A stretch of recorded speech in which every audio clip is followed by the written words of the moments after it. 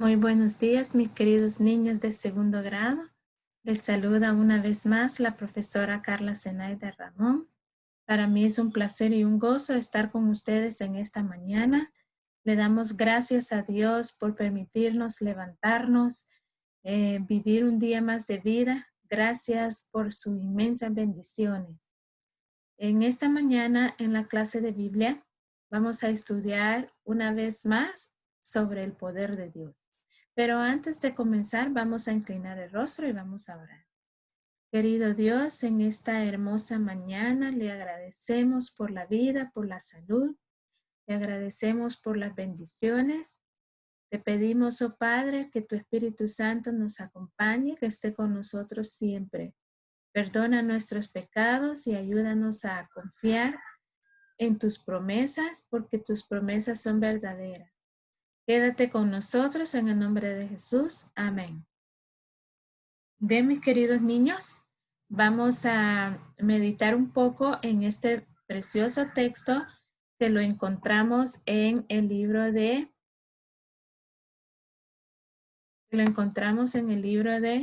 Salmo 44. Dice, bienaventurado el hombre que puso en Jehová su confianza. En otras versiones podría decir, feliz el hombre que puso su confianza en el Señor y no mira a los soberbios, ni a los que se desvían tras la mentira. Esto nos está diciendo a nosotros que tenemos que ser sabios. Tenemos que poner nuestra confianza en Dios. ¿Por qué? Porque si nosotros ponemos nuestra confianza en las personas, entonces las personas con su mal genio, con sus malos hábitos, nos van a desviar a cometer cosas ilícitas. Pero si nuestra mirada está puesta en Dios, Dios nos va a ayudar a hacer cosas correctas. Entonces, hay que poner nuestra confianza en Dios y no desviarnos de ella, porque solo Él es el que puede ayudarnos en momentos de dificultad. Es el único que desea el bien de nosotros, aparte de nuestros padres, porque nuestros padres también desean nuestro bien. Entonces nosotros tenemos que confiar en Dios todos los días. En nuestra clase de Biblia hoy hablaremos sobre un camino en el agua. Quiero decirles que ya pasaron 40 años de que el pueblo de Dios salió de Egipto. Anduvieron por el desierto por 40 años. Y ustedes se acuerdan muy bien la historia, ¿verdad? Moisés era el que lideraba el pueblo. Pero ahora Moisés ya no estaba. En su lugar estaba Josué. Así que tenían que cruzar para el otro lado. Pero para poder cruzar al otro lado era un poco como imposible porque el río Jordán estaba en medio. Y para poder llegar allá necesitaban un buen plan para poder cruzar. Pero Dios es un Dios poderoso. Ya las personas que formaban parte del pueblo de Israel ya no eran las mismas personas que salieron de Egipto, porque ellos murieron en el desierto. Pero ahora es la descendencia de ellos. Y en esta descendencia había muchos jóvenes, muchos niños que no vieron el milagro cuando Moisés, a través de Dios, abrió el mar en dos. Ellos no vieron ese milagro. Bueno, Dios habló con Josué y le dijo a Josué que los sacerdotes tenían que llevar el arca de pacto. Este es el arca de pacto que está aquí. Mire, este. Y estos son los sacerdotes. Los sacerdotes cargaban el arca de pacto. Y el arca de pacto tenía que cruzar primero. Dios le explicó a Josué cómo tenían que hacer. Los sacerdotes, al poner su pie en el río, el agua se iba a ir deteniendo. Entonces los israelitas pusieron sus pies sobre las aguas y mientras ellos se iban metiendo más adentro, el agua se detuvo, se iba deteniendo.